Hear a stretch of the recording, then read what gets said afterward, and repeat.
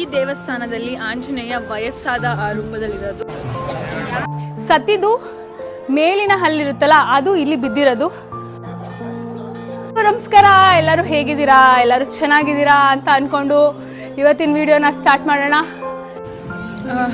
ನಾವಿವಾಗ ಅತ್ಯಂತ ಪವಿತ್ರವಾದ ಗಂಗಾ ಆರತಿ ಮಾಡಕ್ಕೆ ಬಂದಿದ್ದೀವಿ.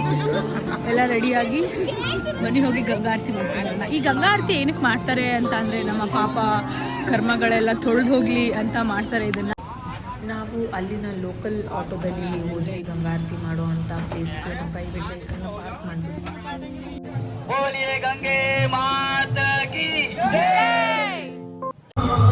ಕೆಲವರು ಗಂಗಾ ಆರತಿ ಶುರುವಾಗೋಕ್ಕೂ ಮುಂಚೆ ಕೆಲವೊಂದು ಸಂಕಲ್ಪಗಳನ್ನ ಮಾಡಿಕೊಂಡು ಪೂಜೆ ಮಾಡಿಸ್ತಾರೆ. ಸೊ ಇಲ್ಲಿ ಅವರು ಅದನ್ನೇ ಮಾಡ್ತಾ ಇರೋದು.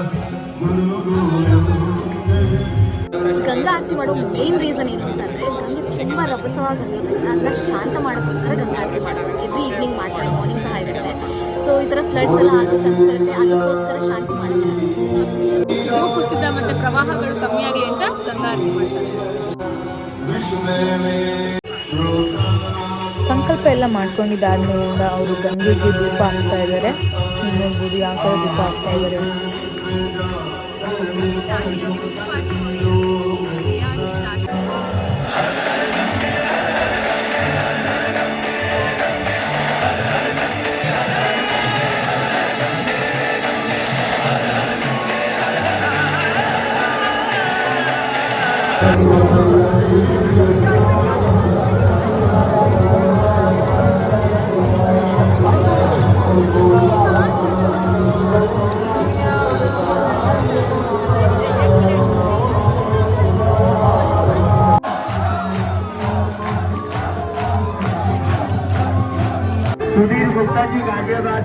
ನವರಾತ್ರಿ ಸ್ಪೆಷಲ್ಗೋಸ್ಕರ ಇದನ್ನ ಮಾಡಿದ್ದಾರೆ ಇಲ್ಲಿ.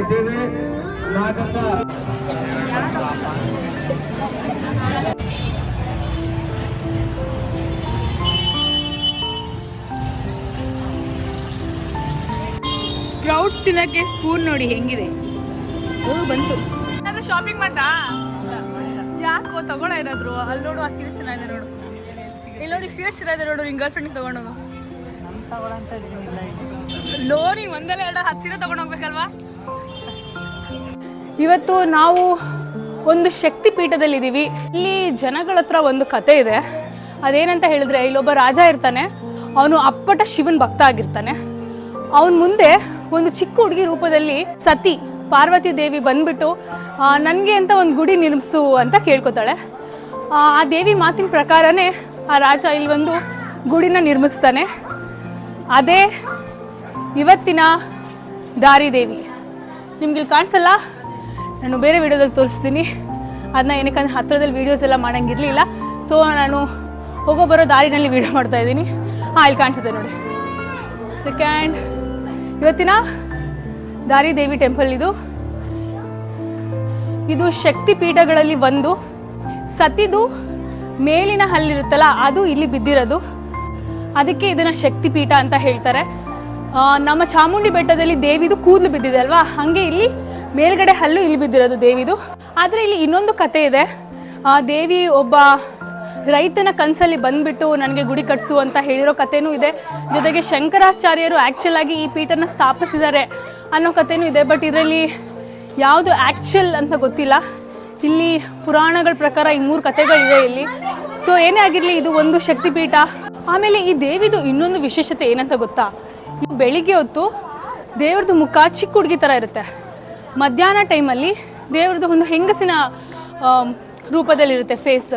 ಅದಾದಮೇಲಿಂದ ಸಂಜೆ ಹೊತ್ತು ಈವ್ನಿಂಗ್ ಮೇಲೆ ವೃದ್ಧೆ ರೂಪದಲ್ಲಿ ಕಾಣಿಸುತ್ತಂತೆ. ಈಗ ನಾವು ಹತ್ತತ್ರ ಮಧ್ಯಾಹ್ನ ಟೈಮಲ್ಲಿ ಬಂದಿದ್ವಿ, ಒಂದು ಸ್ವಲ್ಪ ಹೆಂಗಸಿನ ರೂಪದಲ್ಲಿ ಕಾಣಿಸ್ತಾ ಇತ್ತು ಫೇಸು. ಇದೆಷ್ಟು ಇದು ಅಂತ ಗೊತ್ತಿಲ್ಲ. ಮೇ ಬಿ 3 ಹೊತ್ತು ದರ್ಶನ ಮಾಡಿದ್ರೆ ನಮ್ಗೆ ಆ ಡಿಫ್ರೆನ್ಸ್ ಗೊತ್ತಾಗ್ಬೋದು.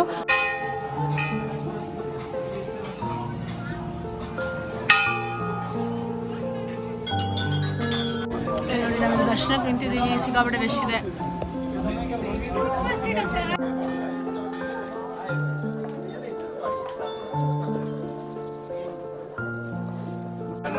ಎರಡು 2013ರಲ್ಲಿ ಇಲ್ಲಿನ ಸರ್ಕಾರ ಹೈಡ್ರೋ ಎಲೆಕ್ಟ್ರಿಕ್ ಪವರ್ ಪ್ರಾಜೆಕ್ಟ್ನ ಮಾಡಬೇಕು ಅಂತ ಡಿಸೈಡ್ ಮಾಡ್ತಾರೆ. ಅದರಿಂದ ದೇವಿ ದೇವಸ್ಥಾನನ ಕೆಳಗಡೆಯಿಂದ ಒಂದಷ್ಟು ಎತ್ತರಕ್ಕೆ ಮಾಡಿಬಿಟ್ಟು ಕಾಂಕ್ರೀಟ್ ಸ್ಲ್ಯಾಬ್ ಹಾಕ್ಬಿಟ್ಟು ಅಲ್ಲಿ ಕೂರಿಸ್ತಾರೆ. ಅದರಿಂದಾಗಿ ಕೇದಾರ್ನಾಥಲ್ಲಿ 2013ರಲ್ಲಿ ಲ್ಯಾಂಡ್ ಸ್ಲೈಡ್ ಭೂಕುಸಿತ ಆಗಿದೆ, ಇಲ್ಲಿ ಜನ ಹಂಗಂತ ಹೇಳ್ತಾರೆ. ಆಮೇಲೆ ಇನ್ನೊಂದು ಏನಂದರೆ, ನಾವು ಇವತ್ತಿಂದ ದಸರಾ ಸ್ಟಾರ್ಟ್ ಆಗ್ತಿದೆ, ಸೊ ನಮಗೆ ದೇವಿ ದರ್ಶನ ಮಾಡೋಕ್ಕೆ ಸಿಕ್ತು. ನಾವು ಊರಲ್ಲಿ ಇಲ್ಲ, ನಮ್ಮ ಮೈಸೂರಲ್ಲಿ ಇಲ್ಲ, ಬಟ್ ಅದು ಇಲ್ಲ, ಬಟ್ ಅಲ್ಲಿ ನಾವು ಇಲ್ಲ ಅನ್ನೋ ಬೇಜಾರು ನಮಗೆ ಆಗ್ತಾಯಿಲ್ಲ. ಇವಾಗ ದೇವಿ ದರ್ಶನ ಮಾಡಿರೋದ್ರಿಂದ ಖುಷಿ ಆಗ್ತಾ ಇದೆ ನಮಗೆ. ಹಿಮಾಲಯ ಮತ್ತು ಹಿಮಾಲಯ ಸುತ್ತಮುತ್ತಲಿನ ಜಾಗದಲ್ಲಿ ಸಿಗುವಂಥ ಹೂಗಳಿಂದ ಮಾಡಿರೋ ಜ್ಯೂಸ್ಗಳಿದು. ಯಾವ ಜ್ಯೂಸ್ ಕುಡಿದಿದ್ಯಾ ಬಿಗೆ? Rhododendron juice, also called Moran juice in Hindi. So it's a rare flower found in the Himalayas. ಚೆನ್ನಾಗಿದೆ. ಏನಿಲ್ಲ ಗುರು, ಹಿಮಾಲಯದಲ್ಲಿ ಸಿಗೋ ಹೂವಿನ ಜ್ಯೂಸ್ ಕುಡಿತಿದ್ದಾನೆ ಅಷ್ಟೇ. ಅದರಿಂದ ಇಂಗ್ಲೀಷಲ್ಲಿ ಬೇರೆ ಹೇಳ್ತಾನೆ.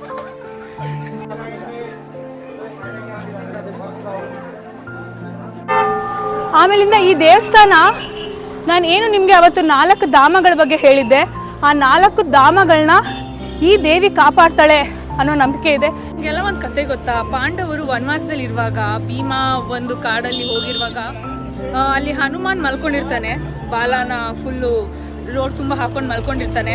ಆವಾಗ ಅವನು ಹೇಳ್ತಾನೆ, ದಾರಿ ಬಿಡು ನನಗೆ ಅಂತ ಭೀಮಾ ಹೇಳ್ತಾನೆ ಹನುಮಾನ್ಗೆ. ಆದರೆ ಹನುಮಾನ್, ಇಲ್ಲ ನಂಗೆ ವಯಸ್ಸಾಗೋಗಿದೆ, ನಂಗೆ ಎದೊಳಕ್ಕಾಗಲ್ಲ. ಹನುಮಾನಲ್ಲಿ ವಯಸ್ಸಾದ ಒಂದು ಕೋತಿ ರೂಪದಲ್ಲಿ ಇರ್ತಾನೆ. ಎದೊಳಕ್ಕಾಗೋದಿಲ್ಲ ನನಗೆ, ನೀನೇ ಎತ್ತಾಕು ಬಾಲನ ಅಂತ ಹೇಳ್ತಾನೆ. ಆವಾಗ ಭೀಮ ಎಷ್ಟೇ ಟ್ರೈ ಮಾಡಿದ್ರು ಅವನಿಗೆ ಬಾಲ ಎತ್ತಾಕೋದಕ್ಕಾಗಲ್ಲ.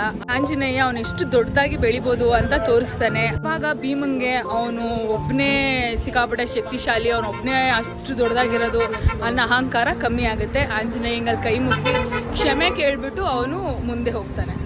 ಈಗ ನಾವು ಆ ದೇವಸ್ಥಾನದಲ್ಲಿ ಇದ್ದೀವಿ, ಕಾಣಿಸ್ತಿದೆಯಲ್ಲ, ಇಲ್ಲೇನೇನೆ ಆ ಕತೆ ನಡೆದಿದ್ದು.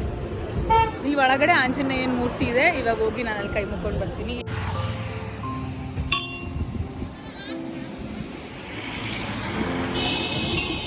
ಈ ದೇವಸ್ಥಾನದಲ್ಲಿ ಆಂಜನೇಯ ವಯಸ್ಸಾದ ಆ ರೂಪದಲ್ಲಿರೋದು. ಇಲ್ಲಿ ನಿಮ್ಮ ಮನೋಕಾಮನೆಗಳನ್ನ ಕೇಳಿಕೊಂಡು ಈ ಥರ ಕಟ್ಬೋದು. ಟೆಂಪಲ್ ರನ್ ಮತ್ತು ಗಂಗಾ ಆರತಿ ಎಲ್ಲ ಮುಗಿಸ್ಕೊಂಡು ನಾವು ರಾತ್ರಿ ಊಟಕ್ಕೆ ಅಂತ ಒಂದು ಕೆಫೆಗೆ ಹೋಗಿದ್ವಿ. ಅಲ್ಲೇ ನಮ್ಮ ಸ್ಟೇ ಹತ್ರನೇ ಇತ್ತು ಕೆಫೆ. ತುಂಬಾ ಚೆನ್ನಾಗಿತ್ತು ಕೆಫೆದು. ಆ್ಯಂಬಿಯನ್ಸ್ ಆಗಿರಲಿ, ಫುಡ್ ಆಗಿರಲಿ ಎಲ್ಲ ಚೆನ್ನಾಗಿತ್ತು.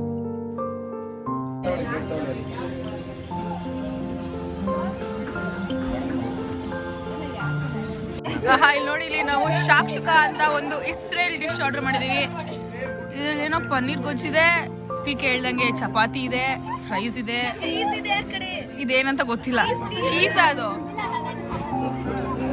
ಚೀಸ್ ಅಲ್ಲ, ಹಮಸ್.